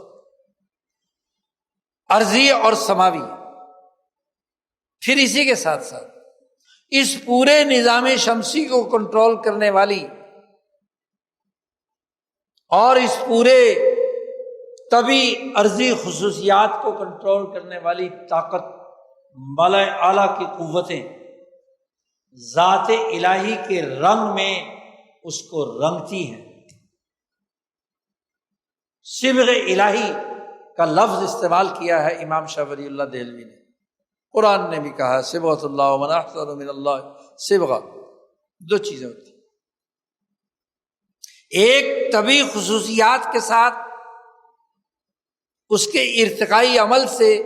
ایک چیز وجود میں آتی ہے۔ اب ہم تطفیف سے متعلقہ بحث کر رہے ہیں، تو یہاں اجناس انسانی سوسائٹی میں استعمال ہونے والی، مثلا گندم، کھجور، کھانے پینے کی اشیاء، چیزیں، اور سب سے بڑھ کر جس کے اندر تطفیف کی جا رہی ہے وہ زر، آلائے مبادلہ، ایک نئی چیز تخلیق ہوئی، پیدا ہوا۔ اس کی تخلیق میں ایک تو طبیعیاتی قوانین اور فلکیاتی قوانین کار فرما ہے، یا آج کرپٹو کرنسی کو لے لو، ایک اس کے طبیعیاتی ریاضیاتی قوانین ہے۔ حکمت نظری میں ریاضیاتی جو حکمت ریاضیہ جسے کہتے ہیں، اس کا ایک شعبہ ہے الگورزم، الخوارزمی کی طرف منسوب۔ یہ جو حساب کتاب کا الگورزم کا معاملہ ہے، یہ حکمت نظری سے تعلق رکھتا ہے۔ حکمت نظری کی تین قسمیں، حکمت الہی، حکمت طبیعی اور حکمت ریاضی۔ حکمت ریاضی اس کی اساس پر چیزیں وجود میں آئیں گی تو یہ نظریہ ہے، نظر، حکمت نظری سے وجود میں آیا۔ اب اس حکمت الہیہ کے نام پر مثلاً یونانی فلسفہ عقلوں کو، بتوں کو، سورج کو، چاند کو، ان کو الہ کہتے تھے۔ حکمت الہیہ میں ان کے ہاں جو بحث ہوتی تھی وہ سورج سے ہوتی تھی، چاند سے ہوتی تھی۔ اسی طریقے سے حکمت ریاضیہ میں کیلکولیشنز ان کے زمانے سے ہیں، حکمت ریاضیہ ان کے ہاں بھی تھی،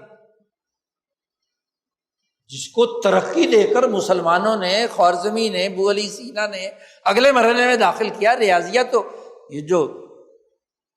اول میں اعداد اور اعداد کی ضرب جمع تقسیم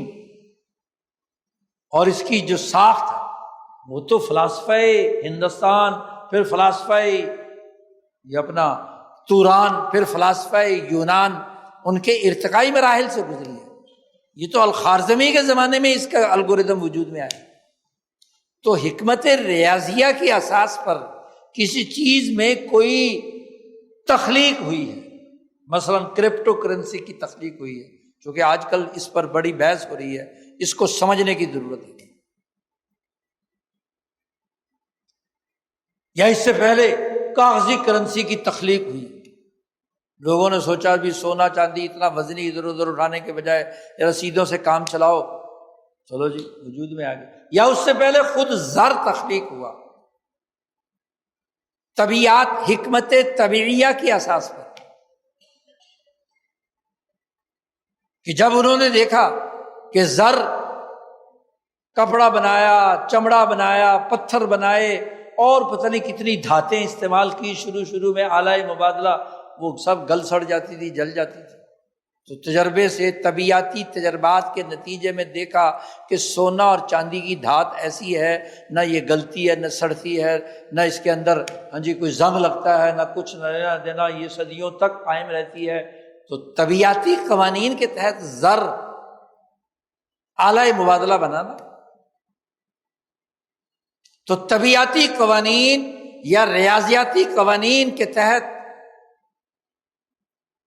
جو فلکیاتی یا طبی خصوصیات کی بنیاد پر کوئی چیز تخلیق پذیر ہوئی، ٹھیک ہے۔ اب دیکھنا یہ ہے کہ یہ سب حکمت نظری تینوں کی تینوں، حکمت الہیہ ہو یا حکمت ریاضیہ ہو یا حکمت طبیعیہ ہو، یہ تینوں کی تینوں انسان کے اوپر کیا اثر انداز کرتی ہیں۔ سورج کو خدا ماننے کا کیا اثر انسان کے، اور انسان کے لیے تین چیزیں حکمت عملی سے تعلق رکھتی ہیں۔ حکمت عملیہ کی تین قسمیں ہیں: تہذیب الاخلاق، فرد کے اخلاق، سوسائٹی کے اخلاق، قوم کے اخلاق۔ اس کو مہذب بنانے میں جو آپ نے نظری طور پر یا ریاضی طور پر یا طبیعتی طور پر یا اپنے خود ساختہ خداؤں کے بنیاد پر جو آپ نے چیز تخلیق کی ہے، اس کا انسانی ذات پر کیا اثر پڑا، اس کے اخلاقیات پر کیا اثر۔ اسی طریقے سے اس نظری چیز سے وجود میں آنے والی کوئی بھی چیز، اس کا تدبیر المنزل، گھریلو نظام پر اس کا کیا اثر پڑا۔ حکمت عملیہ کی دوسری قسم تدبیر المنزل، اور اس کی تیسری قسم سیاست المدینہ، قومی اور بین الاقوامی سیاست پر اس تخلیق کا کیا اثر ہوگا جو آپ نے نظری، عقلی، ریاضیاتی بنیادوں پر جسے وجود بخشا ہے، وہ سونا چاندی ہو یا اس کی جگہ پر کاغذی کرنسی زر اعتباری ہو، یا آج اس کی جگہ پر آپ کرپٹو کرنسی کو دینا چاہتے ہیں۔ یہ جو تخلیق ہوئی ہے، اس تخلیق کا انسان کی ذات پر، اس کے خاندان پر، اس کی سوسائٹی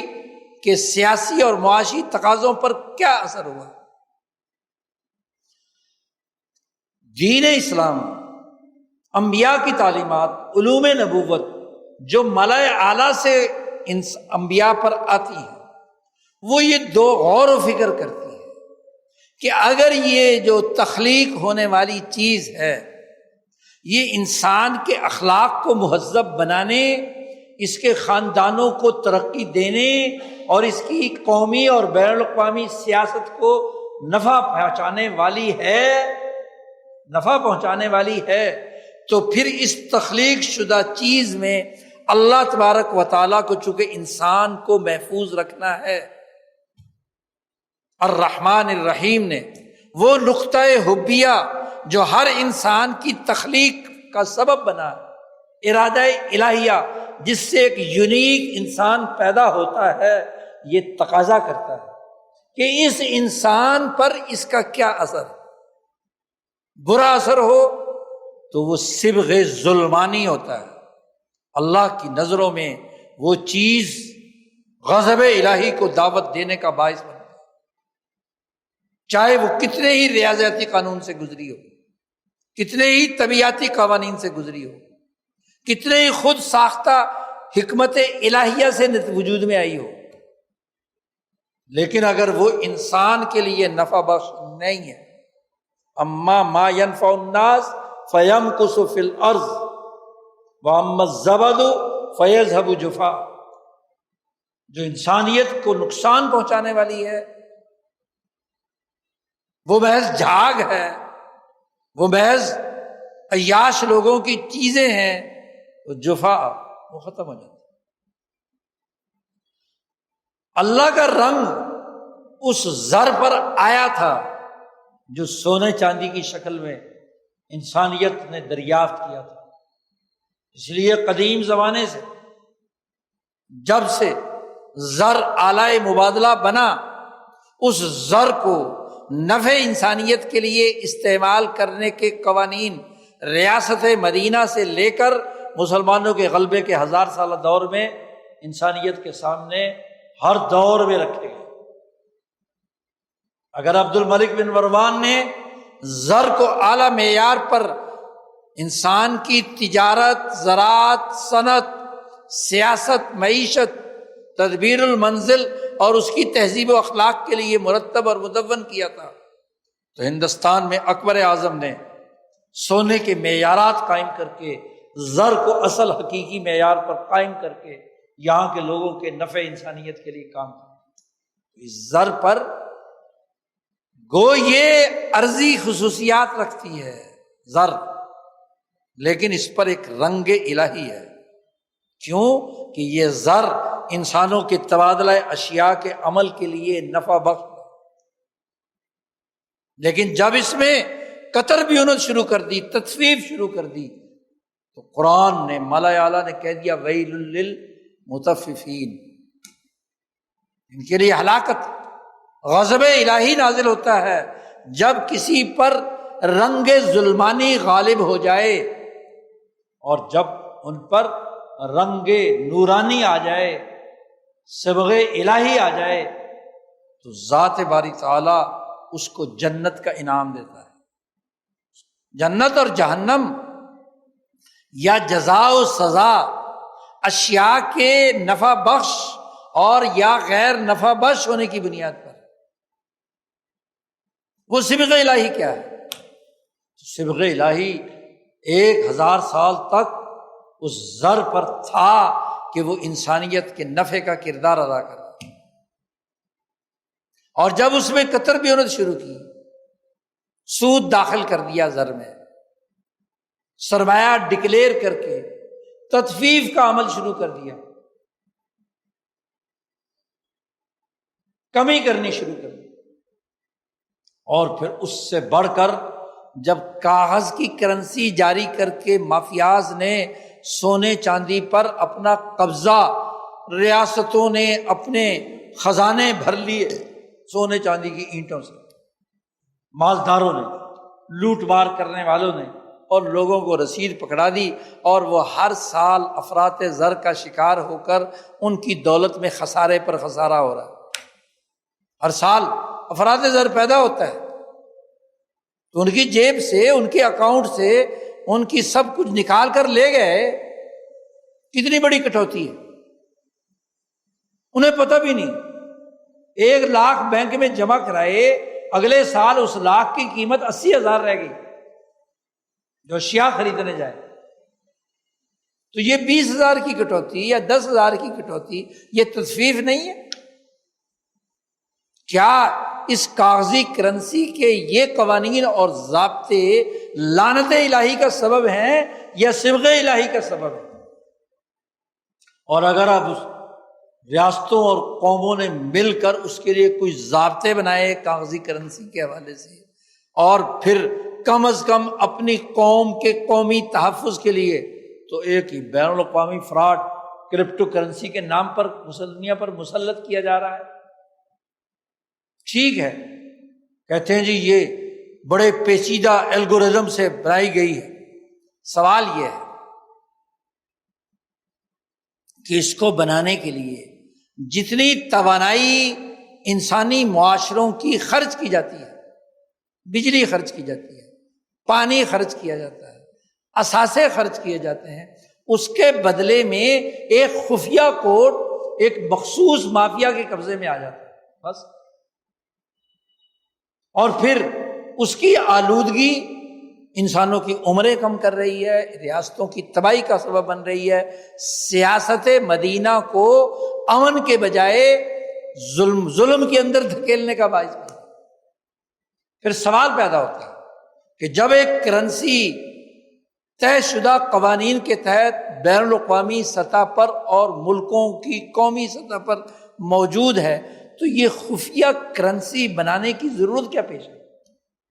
اس لیے کہ دنیا میں جب ڈارک ویب بنی اور اس کے ذریعے سے ناجائز اور فاحشہ فروغ دینے کے ظہور کا عمل شروع کیا گیا، اس کے لین دین کے لیے یہ کرنسی، تو اس کمپیوٹر کے آنے کے بعد لین دین کی ہر ٹرانزیکشن جب واضح ہو گئی تو پتہ چل گیا کہ کس نے کیا لیا اور کس کے بدلے میں آیا۔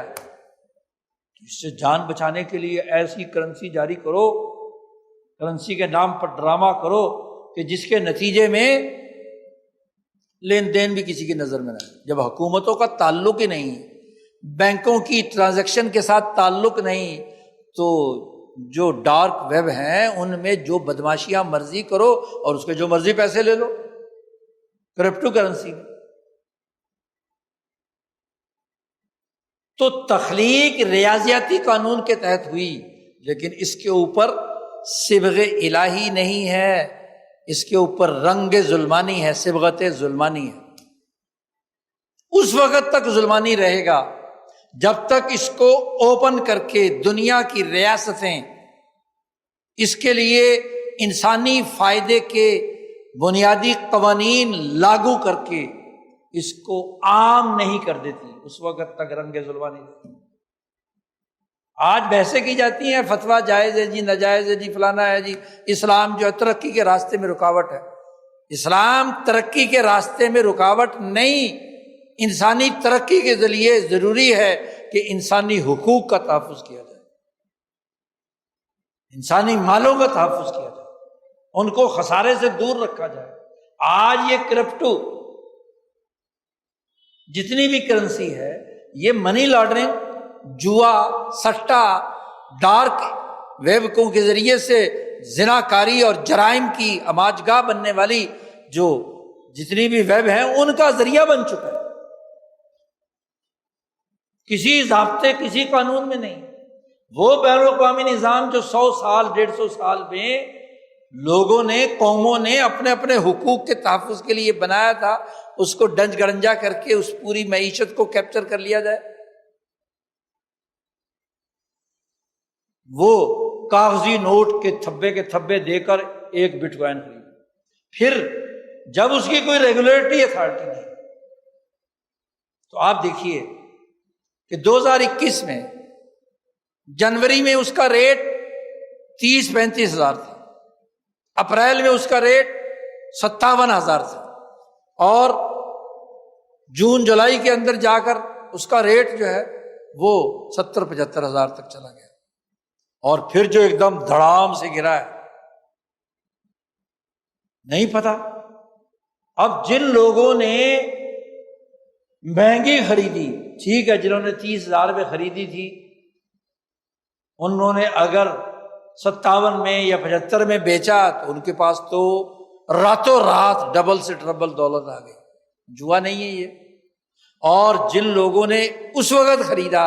وہ دھڑام سے دوبارہ گر کر دوبارہ 30 پہ آ گئے تو ان کی جمع پونجی تو گئی. حقوق کی حفاظت کیا؟ ڈیٹا موجود ہے، ڈیٹا دیکھ لو.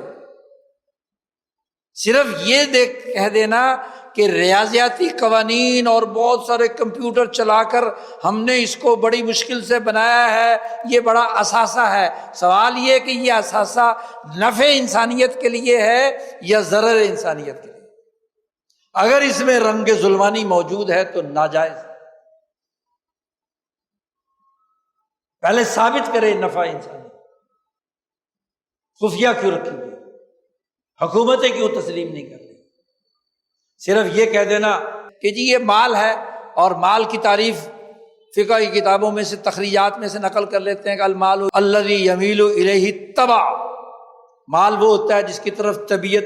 میلان کرے. تو کرپٹو کرنسی کی طرف دنیا کے سارے لوگوں کا میلان ہو رہا ہے، لوگ خرید رہے ہیں، اس لیے یہ مال بن گیا. یہ تخریجات کی بنیاد پر مال کی یہ تعریف کر کے کرپٹو کو جائز قرار دینا، یہ کس قانون اور ضابطے کے تحت؟ بات یہ ہے کہ جب معاشرہ آزاد ہو طبی طور پر اپنے نفع نقصان کو سوچنے کی صلاحیت اور استعداد ہو، پھر طبی طور پر کسی چیز کی طرف میلان ہو تو پھر مال بنے گا. آدم سے لے کر اب تک طبی طور پر سب کا میلان گندم کی طرف ہے، گندم ایک مال ہے. کھجور کی طرف ہے، کھجور ایک مال ہے. زر کی طرف ہے، زر ایک مال ہے. سونے کی طرف ہے، سونا ایک مال ہے. سوال یہ ہے کہ سوشل میڈیا کی پوسٹیں لگا لگا کر جعلی مافیا کے تسلط سے پروپیگنڈا کر کے کسی کو لوگوں کا طبعی میلان ظاہر کر کے مال کہنا، یہ نیچرل طریقے سے مال نہیں ہے. وہ ایسے نیچرل ہوگا کہ جس کی ساخت ہی خفیہ ہے. کتنی پیچیدگی کے ساتھ خفیہ کوڈ، ہاں جی، دنوں تک بڑے بڑے سپر کمپیوٹر چلتے ہیں، اور پھر کہیں جا کر وہ کس ضابطے کے تحت؟ کسی سے پوری تعریف پوچھ لو تو تعریف نہیں کر سکتے. بس یہ کہے گا جی پیچیدہ الگورتھم ہے کیا؟ اس سے انسانی نفع کی کیا چیز وجود میں آئی؟ کھانے والی ہے، پینے والی ہے، پہننے والی ہے، کیا ہے؟ استعمال ہونے والی ہے. تم تو انسانی وسائل کو ضائع کرتے ہو. اتنی بجلی خرچ کر دی، اتنا پانی خرچ کر دیا، اتنے وسائل خرچ کر دیے، اور پھر اس کے نتیجے میں کیا ہوا؟ ہاں، اس کا ضابطہ بنے، کوئی طریقہ کار طے ہو اور نفع انسانیت ثابت ہو جائے، اس کے لیے صدیاں چاہیے، سالوں چاہیے. پھر طبی طور پر اور نفع نقصان جوئے کی شکل نہ ہو، سٹہ بازی ختم ہو، منی لانڈرنگ ختم ہو، انسانیت کو نقصان پہنچانے کی تمام چیزیں ختم ہو، وقت گزرے اور وہ اپنا نفع انسانیت کو ہر پہلو سے ثابت کرے، تو پھر تو کہا جا سکتا ہے کہ انسانی طبیعت کا میلان ہے، چلو اس کو مال ڈکلیئر کر دیتے ہیں، اور اس کے ذریعے سے کیا ہے؟ یہ تو دنیا بھر میں غریب لوگوں کے مال کو ہڑپ کرنے کا طریقہ ہے. چند لوگ اس کے مالک ہیں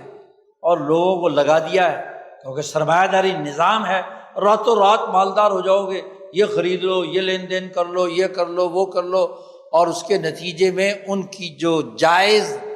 محنت اور مشقت کی کمائی ہے اس کے اوپر قبضہ کیا جا رہا ہے، لوٹ مار کی جا رہی ہے، حکومتوں کو مجبور کیا جا رہا ہے. بات یہ ہے کہ انسانیت کے نفع کا اگر ہے، یہ ثابت ہوتا ہے اور اس پر صبغ الہی کے اثرات ہیں تو درست ہو سکتا ہے شعور یہ. اور اگر ایسا نہیں ہے، انسانیت کو نقصان پہنچانے کا عمل ہے، چاہے وہ قدیم زمانے کے مدینہ میں، یثرب میں بسنے والے یہودیوں اور مشرکین کا طریقہ تصفیف ہو یا قیصر و کسریٰ کا ہو یا آج کے سرمایہ داری نظام کا ہو، آج کے عالمی مافیا کا ہو، قرآن کا شعور ان تمام چیزوں کو اس پیمانے پر دیکھتا ہے اور اسی بنیاد پر رائے قائم کرتا ہے۔ حقوق انسانیت کا وہ محافظ، حقوق انسانیت کو جب بھی ڈز پہنچے گی، اس کو نقصان ہوگا، ان کو توڑا جائے گا، تو اس کے اثرات، برے اثرات بیان کرنا علماء ربانیین کا کام ہے، اس کی حقیقت کو واضح کرنا ضروری ہے۔ جب تک وہ انسانیت کے نفع کے لیے کردار ادا کرنے کے ثبوت نہ سامنے آ جائیں، اس وقت تک وہ ناجائز ہے، اس کے اندر کام کرنا لٹنا ہے، اس سے اجتناب کرنا لازمی اور ضروری ہے۔ تو قرآن کی تعلیمات، انبیاء کے علوم اور ذات باری تعالیٰ پر ایمان کا تقاضا چیزوں کو اس تناظر میں دیکھنا ہے کہ وہ انسانی سوسائٹی کے لیے، افراد کی تہذیب کے لیے، گھریلو سسٹم کی درستگی کے لیے اور سیاست مدینہ سے متعلق قومی اور بین الاقوامی امور کے لیے مفید ہے تو ٹھیک، نہیں ہے تو قابل رد۔ مسلمان کا یہ شعور ہونا چاہیے جو قرآن حکیم واضح کرنا چاہتا ہے، اور پھر چیزوں کو سسٹم کے تناظر میں دیکھا جائے۔ بھائی اسلام کی نقطہ نظر سے جائز ناجائز کا سوال تو تب ہوگا جب اسلام کا نظام اس اصول پر قائم ہے۔ نظام سرمایہ داری کا ہے، نظام سامراجی ہے، نظام مافیاز کا ہے، چھتری سود کی ہے، جوئے کی ہے، سٹے بازی کی ہے، پوری انسانیت اس کے کیپچر میں ہے۔ اور جزوی طور پر بیچارہ کوئی آدمی کہیں سے جا کر کسی بھی ذریعے سے کتابیں خرید لے، کپڑا خرید لے، تو وہاں ہم فتویٰ دیتے ہیں کہ ناجائز ہے، حرام ہے، یہ بے نہیں ہوئی، یہ معاملہ نہیں ہوا۔ آج نظاموں کی جنگ ہے، جزوی مسائل کے جواز اور عدم جواز کی بحث نہیں ہے، نظام کے تناظر میں چیزوں کو دیکھنا جاتا ہے، اور نظام کے تناظر میں سرمایہ داری نظام کی پیدا کردہ چیزوں پر اسلام کا ٹھپا لگا دینا کہ یہ اسلامی ہے یا غیر اسلامی ہے، یہ بھی سامراجی طریقہ۔ جو اصول میں نے ضابطہ بتلایا کہ دنیا میں جو چیز تخلیق پذیر ہوئی ہے، وہ ملک ہو، قوم ہو، تنظیم ہو، جماعت ہو، سونا چاندی ہو، ادارے ہوں، جو بھی تخلیق ہوئی، وہ اگر طبیعتی قوانین کے تحت یہاں کی عالمی طاقتوں نے پیدا کی ہوں تو ان کا جائزہ لینا ہوگا نفع انسانیت کے لیے۔ اسی بنیاد پر جائزہ لے کر فیصلہ کرنا ہوگا، یہ نہیں کہ عالمی طاقتیں چاہیں، 5 طاقتیں ہیں اس وقت عالمی طاقت، وہ چاہیں کہ کوئی ملک گھڑ لیا جائے، جماعت بنانا چاہتا ہو سامراج، ہم اس کو اسلامی بنا دیں۔ دیکھنا یہ کہ جماعت بنائی کس نے، کیوں اور کن مقاصد کے لیے، نفع انسانیت کے لیے ہے یا تقسیم انسانیت کے لیے ہے، یہ ادارہ بنا ہے کس کے مقاصد کے لیے۔ یہ سب کے سب بحثیں سسٹم سے تعلق رکھتی ہیں۔ جب ایک سسٹم نے بنایا ہے تو جس سسٹم نے بنایا ہے وہ اپنے مفاد کے لیے اس ملک کو، اس جماعت کو، اس پارلیمنٹ کو، اس ادارے کو استعمال کرے گا۔ تناظر مسلمانوں کا اس دور میں وسیع ہونا چاہیے، سسٹم کے تناظر میں۔ اسی تناظر میں کرپٹو کرنسی دیکھی جائے گی، اسی بنیادوں پر زر اعتباری کاغذی کرنسی دیکھی جائے گی، اسی بنیاد پر زر کو سرمایہ قرار دینے والوں کی جتنی بھی بحثیں ہیں وہ دیکھی جائیں گی کہ نظام کے اعتبار سے وہ کیا ہے، سسٹم کے اعتبار سے کیا ہے۔ جزوی مسئلے، تخریجات اٹھا کر اس کو جواز عدم جواز کی بحثیں کرنا، یہ دراصل شعوری یا غیر شعوری طور پر اس عالمی سرمایہ داری نظام کے لیے اعلیٰ کاری کے علاوہ کچھ نہیں، سسٹم کے طور پر بنیادی بات ہونی چاہیے۔ یہ قرآن شعور دیتا ہے اپنی ان آیات میں، ہر آیت ایک اصول کلیہ بیان کر کے اس کی پوری وسعت بیان کرتی ہے، اس کی اساس پر اپنے گرد و پیش کے سماج کا جائزہ لیا جاتا ہے۔ امام شاہ ولی اللہ فرماتے ہیں قرآن پڑھنے والا قرآنی آیت کے اندر جو اپنے دور کے حالات اور تقاضے ہیں ان میں فن اعتبار کے ساتھ عبرت کے اصول کی بنیاد پر اس سے وہ کیا سمجھ رہا ہے کہ نظام کے تناظر میں یہ آیت ہمارے سامنے کیا اصول اور ضابطہ واضح کرتی ہے۔ یہ بنیادی سوچ آج کے مسلمان کے دماغ میں پیدا ہونی چاہیے۔ قومی ترقی اور اسلامی شعور، دین کا شعور کی پختگی اس بنیاد پر ہے کہ ہم آیات قرآنیہ کو اس کے وسیع تر مفہوم میں اور اس کے انسانیت پر پڑنے والے مثبت اور منفی اثرات کے تناظر میں اس کا جائزہ لیں اور اس کی بنیاد پر رائے قائم کریں۔ یہ نہ ہو کہ جو سوشل میڈیا رائے دے دے، جو یہاں پروپیگنڈا شروع ہو جائے، جو سرمایہ دار اپنے مفاد کے لیے آپ کو چلانا چاہے تو آپ اندھے بہرے ہو کر اس پر گر پڑے اور اس کو کیا ہے تسلیم کر دیں۔ اپنا بیانیہ قرآنی احکامات کی اساس پر جو رنگ الہی کے اندر رنگا ہوا ہے اس کی اساس پر